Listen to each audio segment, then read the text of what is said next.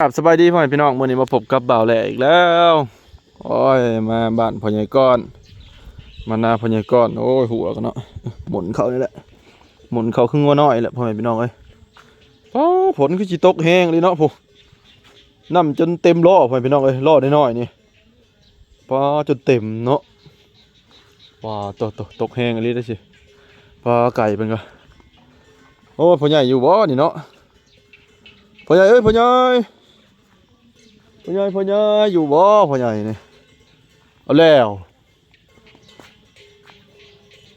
บาทนี่จังใดมันนี่คอกรถกลางๆอยู่โอ้ยพ่อใหญ่ก้อนบ่อยู่แล้วพ่อใหญ่โอ้ยพ่อใหญ่บ่อยู่บ้านแล้วบ้านพ่อใหญ่พี่น้องเอ้ยโอ้ยพ่อใหญ่ไปใช่เด้เห็นแต่งูเนาะคือลิงกำลัง เห็นแต่งัวเห็นแต่เงี้ยกำลังกองแกงอยู่โอ้ยสิมาถามลูกเพิ่นแถวนี้ก่อน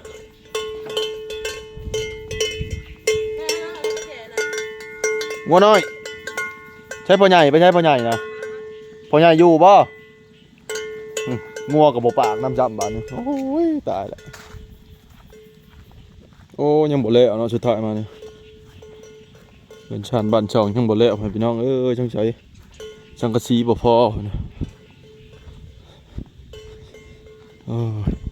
เพิ่นอยู่บ่เพิ่นลงไปไถนาบ่นำอันนี้อย่าลงไปไถนาแล้วพ่อแม่พี่น้องเอ้ย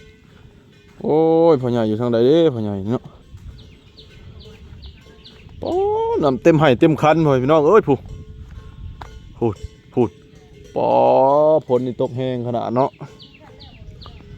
ตกแห้งขนาด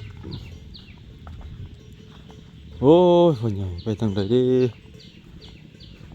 ออกไปนอกบ่ไปตลาดบ่พ่อใหญ่นี่ฮะเป็นบ้านคันในคันนาโอ้ขักเลยประเทศเนาะพวกบ้านคันนาโอ้โอ้แม่พี่น้องเพื่อนทั้งหลายป้าลุงป้านาอาทั้งหลายไวเลยเนาะเพิ่นว่าสิเละอะไรไถนาเพิ่นว่าเหมือนเพิ่นสิเละแล้วบ่เนาะอันนี้เปิดกระปาดให้ปานคันป้อนำตกคักลีฝนเนี่ยทางฝั่งลาวสวรรณเขตเขาตกแห้งขนาดเพื่อนอยู่ฝั่งไทยตกแห้งอยู่บ่ได้กะได้มงแล้วบ่ภาคอีสานเฮา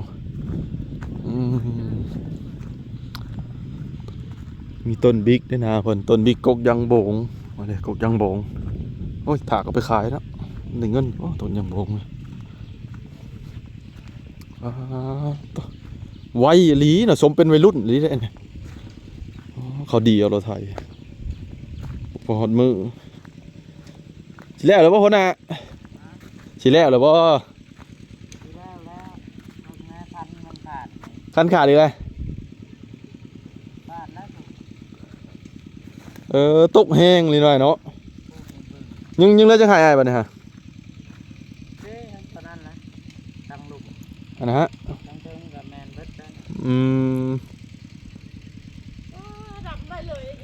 พูนเพิ่นไถนาสิแล้วเลยเนาะตักจนเพราะว่าดำไปดำมาผมพ้นบนโต๊ะเห็นได้วันนี้ ตายเนาะพ่อใหญ่เพิ่นไปใช่ไหมพ่อใหญ่นะเมื่อบ้านเมีย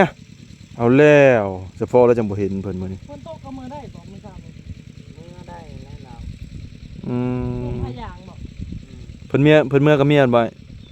รับเมื่อกับเมียเราที่รถจักรบ่รู้ว่าไปจอดอยู่ซิโนรถจักรเพิ่นนะจังว่าเด้อนี่ข้อยก็บ่ได้ถามโทรไปถามเพิ่นว่ามื้ออื่นมื้อผู้ใดเพิ่นสิมาเพิ่นเมื่อบ้านเมียเพิ่นเขาก็ได้แล้วเขาก็ติดเมื่อคือกันแล้วเขาก็ได้พี่ได้เผาหนาเพิ่นจ้ะเพิ่นมาพุ่นละไปแล้วนี่ก็เพิ่นมาเจ้าจังเมื่อบ่ดุเรียนเจ้าเนาะก็ดุไปเฮ็ดได้จ้ะบัดเอ็ดนี่ได้บ่บัดเอ็ดหน้านี่ได้เจ้าแน่บ่มาปล่อยได้แล้วมาหวานแล้วก็กับเมื่อหวานในต้นครัวเองแหละ ผัวเองเนาะ กันได้อยู่ก็สิมาฉีดยาให้อีกว่าฉีดยาฆ่าหญ้า เออเจ้าก็เป็นเนาะเฮ็ดนี่เนาะธรรมดาอีหลีได้อ หมดถงเนาะสองคนไทยสองมือแล้ว เข้าเดียวเลยเนาะว่านนี่บ่ เมื่อคืน ว่านมื้อซื่นเนาะ2 มื้อเราเฮ็ด ไทยมันนี่ก็อ่อนแค่วเลยแหละ โอ้ยพ่อแม่พี่น้องเอ้ยนี่แหละพ่อใหญ่บ่อยู่บ้านอยู่เฮือนแล้วเฮ็ดได้บ่เนี่ยเพิ่นอัปเดตให้พ่อแม่พี่น้องเห็นแล้วบ้านนี้เนาะมีแต่บ่แลสิมื้อแล้วบ้านนี้เนาะเพื่อนๆโอ้ยจังเด้น้ำก็เต็มหนองน้ำเต็มหนองเพิ่นแล้วพ่อแม่พี่น้องเอ้ยน้ำไม้มีบ่น้ำไม้พ่อใหญ่นี่บ่มีเฮาน้ำไม้ก็ใกล้ๆกันนี่แหละตกขนาดนี้น่าจะมีอยู่บ่แลว่าต้องมีแน่นอนนะตัวน่ะกอใหญ่ตัวนะมีกอใหญ่นี่2กอน้อยก็2พอดีเป็น4ปากผู้เดียวเนาะกลุ่มกินอยู่ดอกเพื่อนๆเลย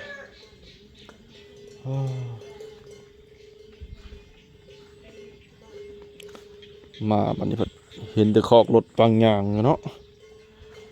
พี่ชังเด้เป็นยังเด้จังเมื่อเวียกบ่หรือเมื่อจังไดเนาะพ่อใหญ่นี่เนาะ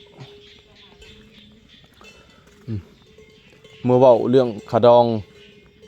ขาแดงมีจังบ่จักโอ้ยบ่แลสิโทรหาพ่อใหญ่ก่อนเห็นเพิ่นส่งคลิปเสียงเห็นเพิ่นโทรมาบ่ได้รับบ่แลค่าปิดเน็ตเด้อฝนตก พอแรกข่อยมาบ้านเมียข่อยได้มื้อนี้ เอาแล้ว เจ้าอยู่ไสเด้นี่เนาะข่อยโทรหาก็บ่รับนั่นน่ะหลายชายเติบข่อยโทรนี่ข่อยมาบ้านเมียข่อยมื้อฮื้อผู้ใดข่อยจังได้มื้อเด้อ ตัวมื้ออื่นมื้อฮื้อหู เอาแล้วเอ้ย โอ้เดี๋ยวสิลองโทรหาเพิ่นก่อนดู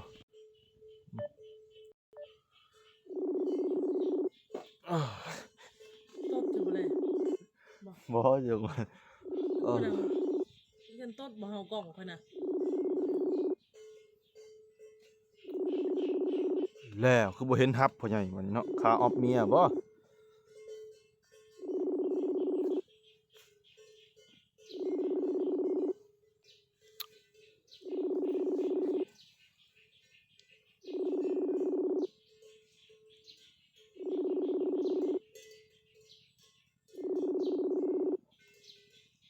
มาหาพ่อใหญ่พ่อพี่น้องเอ้ยมาหาเพิ่นบ่เห็นซ้ำอยู่เฮือนอยู่นานี่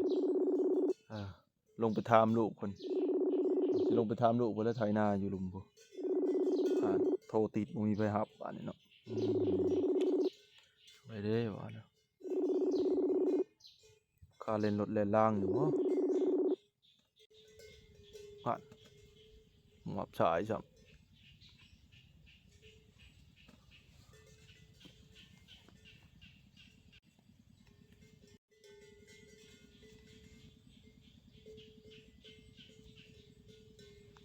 โทรมาอีกโทรเถื่อที่ช่องอีกวัน